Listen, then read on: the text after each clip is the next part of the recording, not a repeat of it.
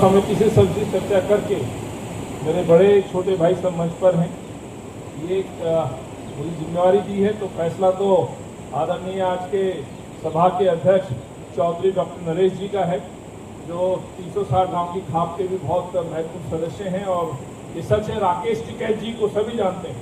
किसान आंदोलन में परिवार का योगदान किसी से छुपा नहीं है।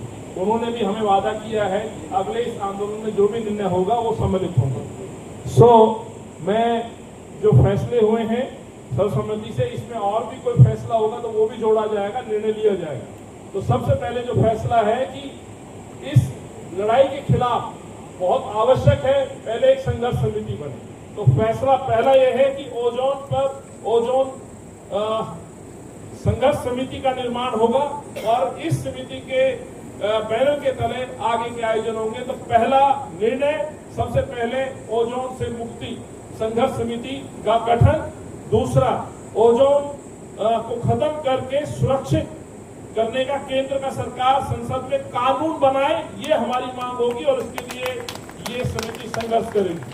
तो तीसरा, यदि ये फैसला नहीं माना जाता है तो निर्णय लिया गया है कि आगामी मानसून सत्र में, स्वाभाविक है दिल्ली की बात है तो दिल्ली की विधानसभा में पहले निर्णय लिया जाए। बहुत सारे ऐसे फैसले राजनीतिक लिए जाते हैं, रातों रात सदन बुला लिए जाते हैं, प्रस्ताव पास कर दिए जाते हैं। तो हमारी ये मांग है इस मानसून सत्र में दिल्ली की मुख्यमंत्री यदि वाकई भाजपा की सरकार गांव देहात आबादी और प्रवासी के साथ है तो ये कानून पहले वहां पारित करे और केंद्र को भेजे, अन्यथा दिल्ली की विधानसभा का घेराव करने का निर्णय भी इस पंचायत में लिया जा रहा है। विधानसभा के साथ साथ यदि ये नहीं होता है तो इस मानसून सत्र में तीसरा निर्णय ये है कि विधानसभा और विधानसभा के साथ साथ संसद का घेराव भी इस समिति और समाज और इस क्षेत्र से जो प्रभावित लोग हैं उनके नेतृत्व में वहां किया जाएगा। चौथा, अगर इस बिल से किसी मकाम को तोड़ा जाता है तो संघर्ष समिति वहां पर पहुंच करके अपना विरोध दर्ज करेगी। जितने भी लोग यहाँ पहुंचे वो भी और उन लोगों से भी जिस कॉलोनी में निर्णय लिया जाता है इस तरह की कार्रवाई होती है तो उनको संगठित करने का काम भी ये समिति करेगी।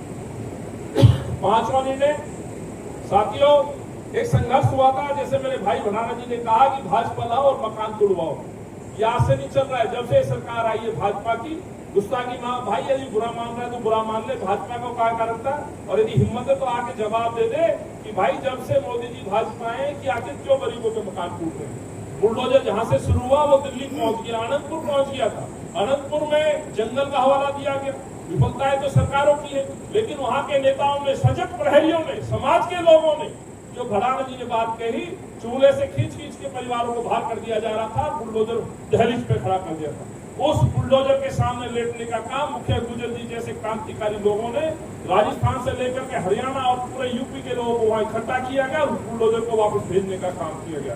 तो उसी की तर्ज पर यहाँ संघर्ष समिति 24 और आवासीय जो हमारी कॉलोनी है, जो संजीव जी ने जो बताया कि नए अमेंडमेंट के साथ सैकड़ों कॉलोनी जोड़ी गई है, उन लोगों को इकट्ठा करके महासंघर्ष पंचायत समिति यहाँ आयोजित होगी और उसमें तमाम राजनीतिक दलों के नेताओं को भी बुलाया जाएगा।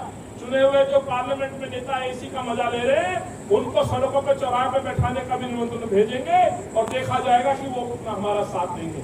यानी कि आने वाले दिनों में एक महापंचायत का आयोजन करने का निर्णय जो आज इस पंचायत में हुआ है और उसके तहत समाज के तमाम लोगों को बुलाने के साथ साथ उसमें जितने भी सब समाज के लोग हैं, सब पार्टियां हैं, उनके नेताओं को समर्थन देने का आह्वान होगा और इस लड़ाई को आगे लड़ने का निर्णय लिया जाएगा।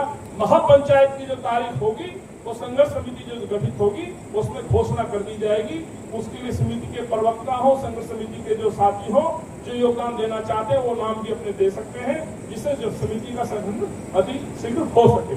तो इन्हीं शब्दों के साथ ये जिम्मेवारी मुझे दी थी। ये 5 फैसले आज इस पंचायत अगर आप लोग इन समिति के द्वारा घोषित पंचायत के द्वारा निर्णयों की जो ऐलान हुआ, अगर सहमत हो तो हाथ उठा, हाथ खड़ा करके दिखा दो जरा। समर्थन है, समर्थन है, समर्थन है।